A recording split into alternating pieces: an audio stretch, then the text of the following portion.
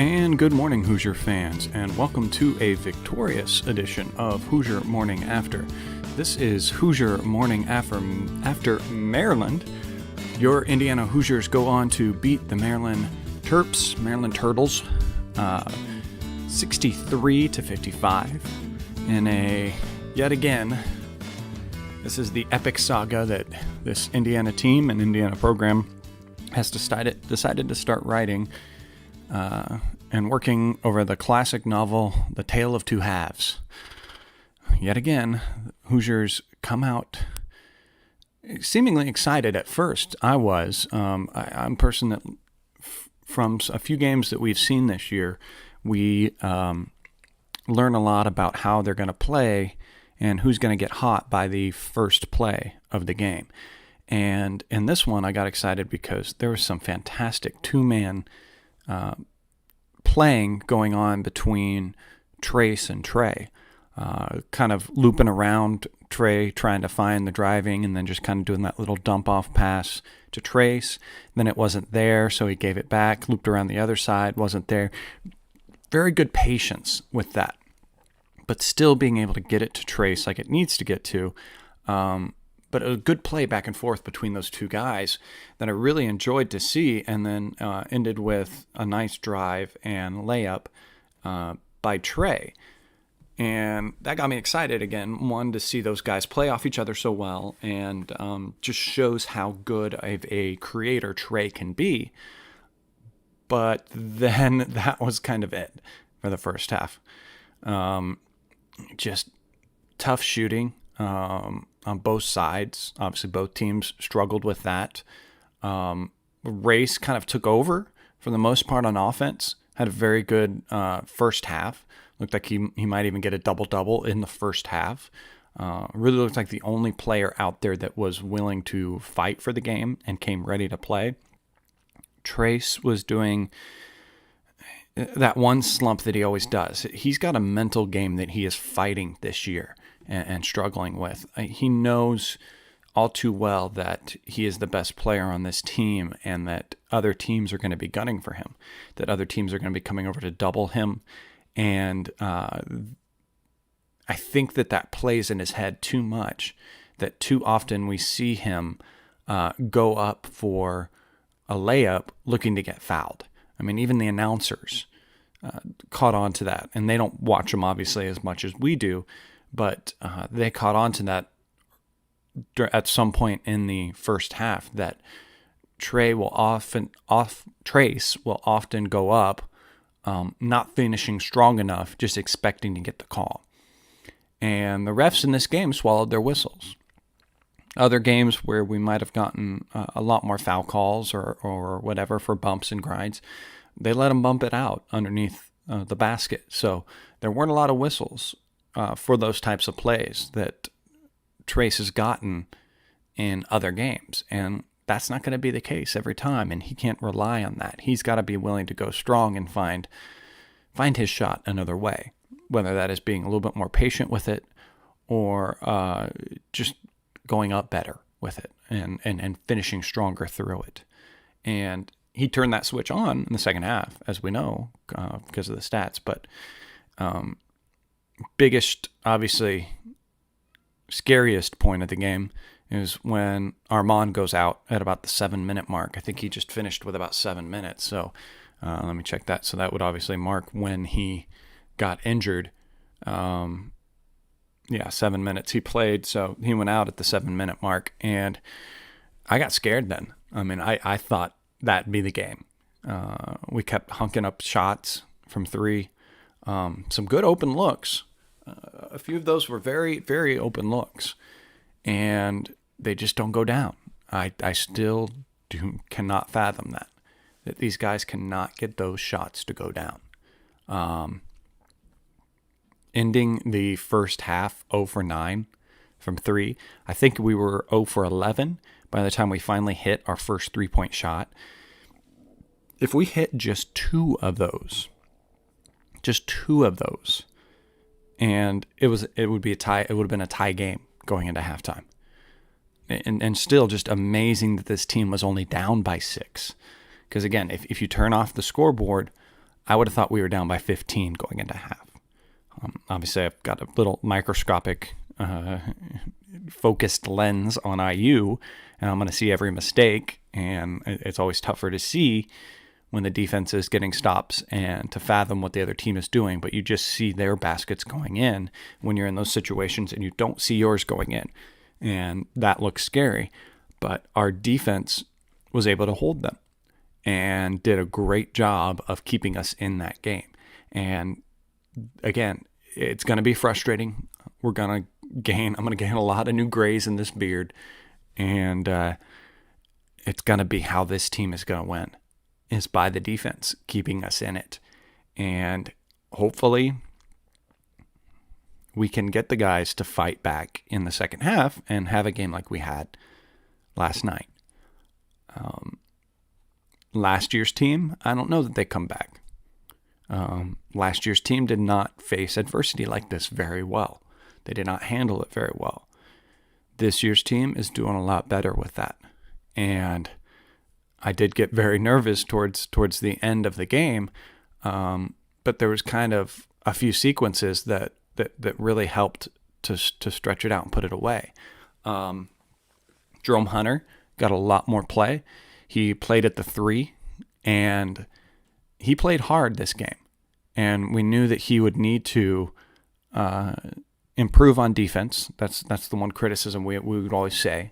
And teams have seen this on tape and do go at him once he gets in the game. And it was nerve-wracking to see him playing the 3, knowing that fact as a fan.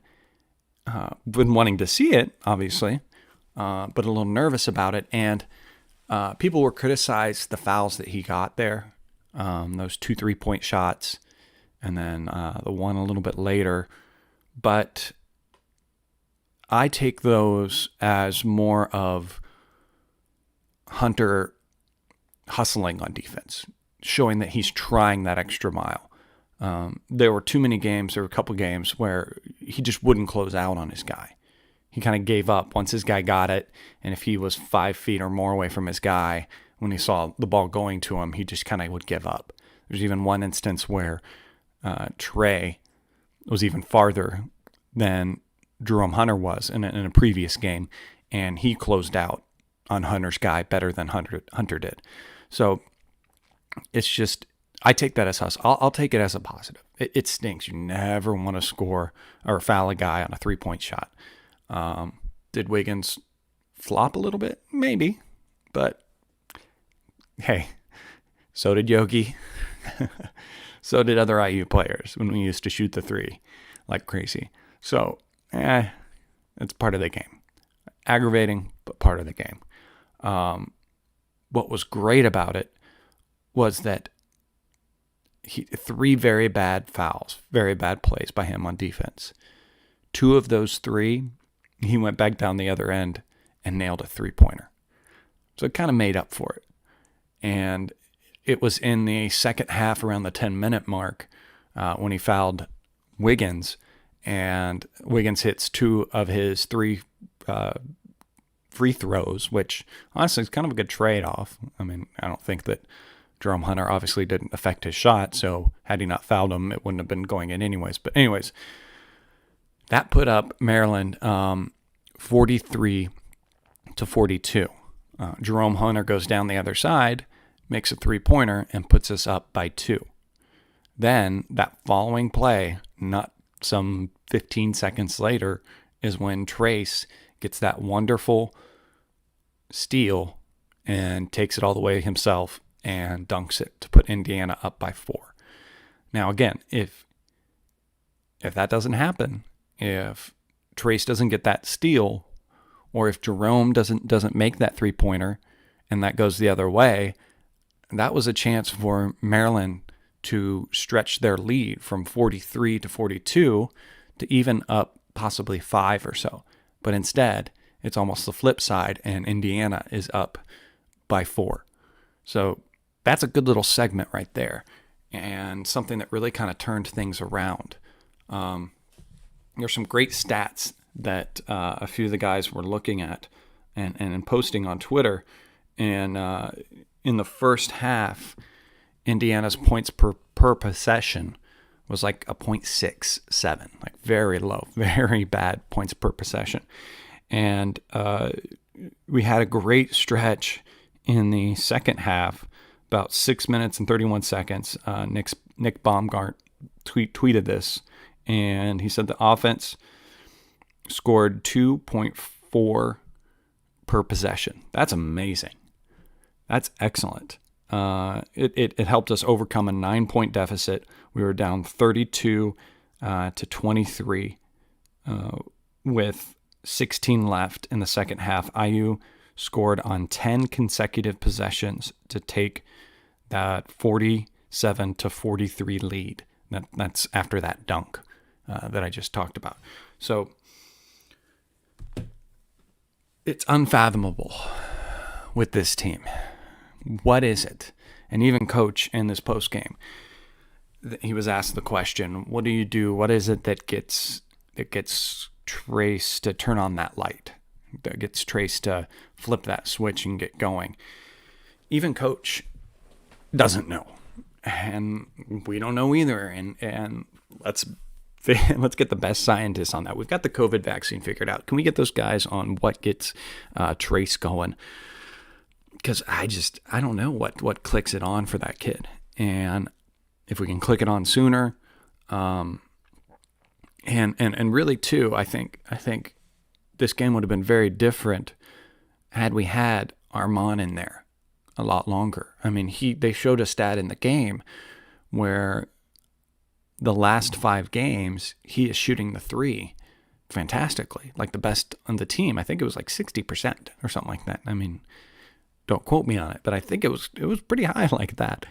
And had we had him in the game, he may have been taking more of those 3-point shots that IU was taking, and his go in a lot more than other guys do.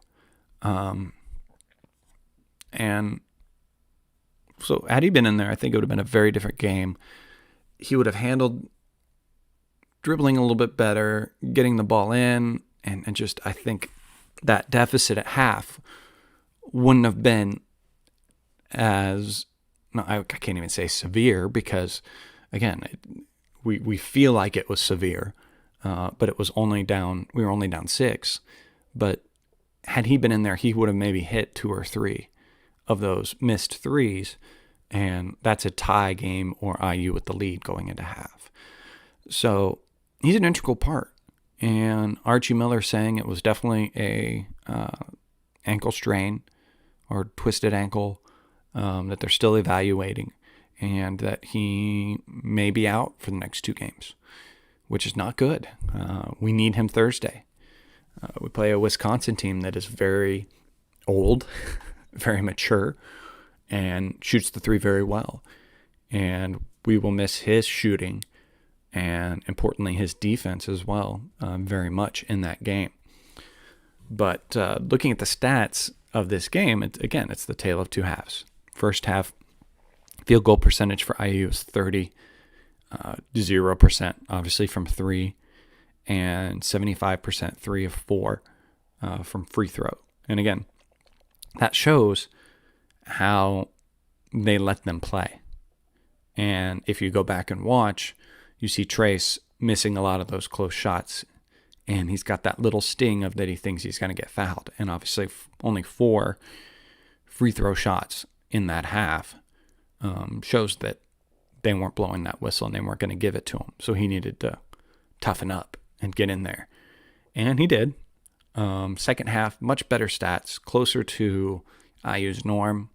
Field goal percentage, a little down a little bit. You want it up, I'd like it up just slightly, not much. But they end with 44.83% from the field, 30.77 from 3-point. It's a lot closer to what this team obviously is going to average, barring guys having hot games. That's pretty fair to say of what we will see for these guys. And 85% from free throws, which ends our stats at 37, 18, and 83 percentages, respectively. But yeah, point totals, obviously you know that Trace wins the game. There were good flashes by Rob as well. Rob ended with 5 points, 2 assists, no turnovers. He does that little where he almost loops around at the key, not really truly looping around because he's not really coming off a screen like that, but where he has the ball and he does his little hesitation, his little stutter step or hesitation, kind of changes tempo. And I like to see that because to me, that's the signal of Rob having his mojo. That's kind of his a go-to good feeling move for him, it feels like. So it's nice to see him get that going and at least feel like he's starting to contribute and making a dent in the game. Trey Galloway had a good game creating, only 2 points scored. I feel like someone told him that he needs to shoot it more or they need to take more shots. Or maybe, I don't know if it was because Armand was out, that he felt like he needed to kind of take on his load, or maybe one of the coaches said, because he was shooting more freely. He was 0 for 4 from 3 and only made 1 of his 6 field goal shots. I don't know. I'm mixed feelings about that. I like that he's shooting more. I like that he's having the confidence to shoot more. But I'm a little. I need to see it go in. He just needs to put it in, basically. It was good to see that some of the freshmen got some considerable minutes.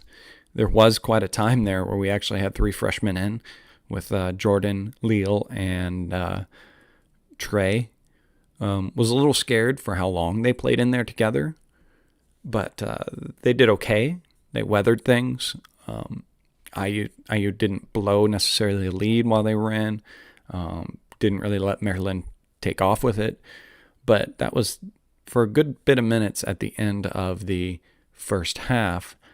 And I know it was to rest guys and everything, but would have maybe, since we had such a bad offensive thing, and maybe coach was just trying a few things, but would have maybe liked to see him play some more stable guys and get that lead a little bit closer going into half.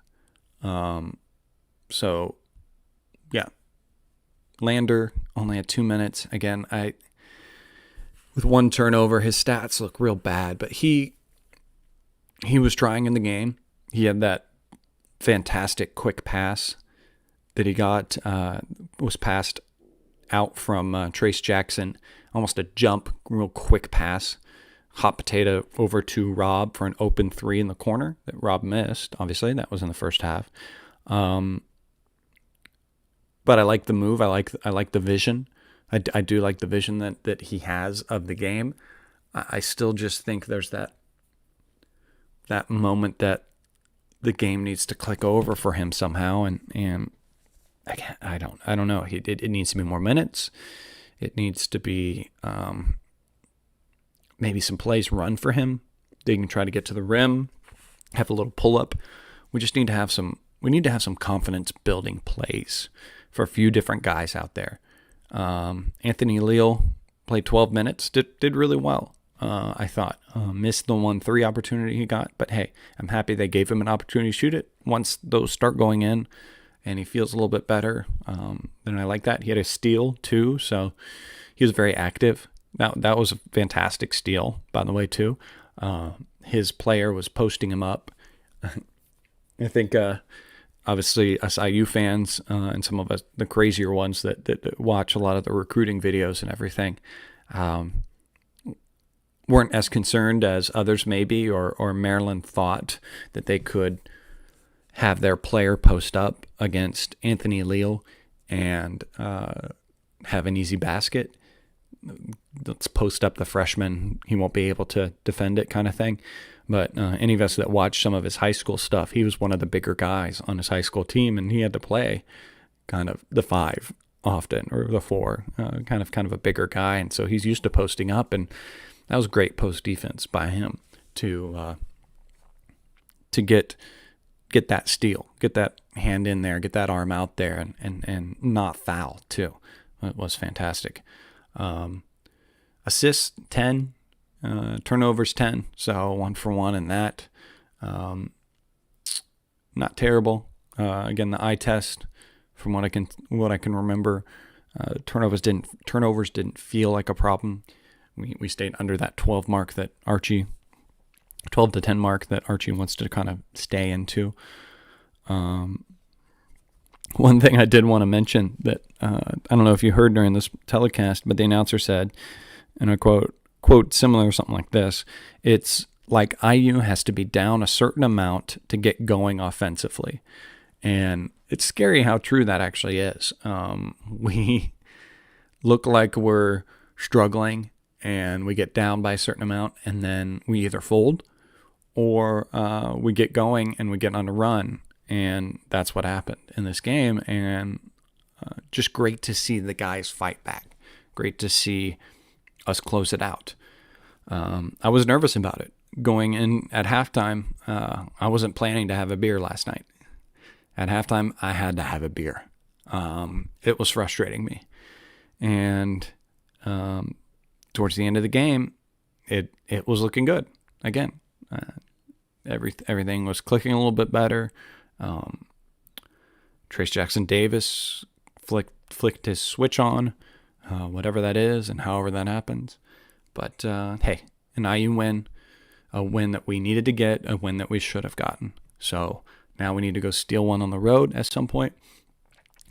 Why not? Let's go do it. Let's go do it on Thursday. IU plays Thursday night at 7 p.m. again against Wisconsin, who is ranked respectively 8th and 10th between the two polls. They're a good team. They're a veteran team, and they're always coached very well.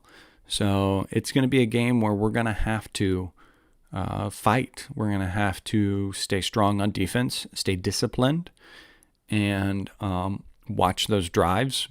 Remember, it's always so frustrating. Wisconsin loves to flop. They love to take charges, so we got to be aware. Biggest one of that is Al Durham. Al Durham, watch out for Al Durham getting a lot of charge calls. I don't want that to get in his head too much and affect the way he plays, because I want him to stay aggressive.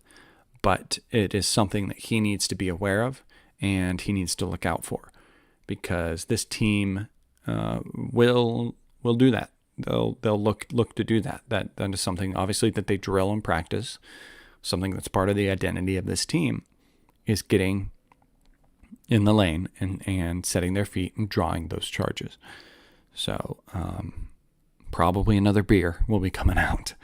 But yeah, I think that is it for this episode of the Assembly Call for Hoosier Morning After. I'm your host, Chad Schwarzkopf. Please like and subscribe to the YouTube channel. You can also follow me on Twitter at General Chadwick. There you can find out information about the show and ask questions that I will try to address on this show. A special thank you to fellow Bloomington South grad and old neighbor of mine, Bob Thompson, for creating the music you hear. I'll see you next time, the morning after the game. Until then, you have a wonderful day, and go Hoosiers.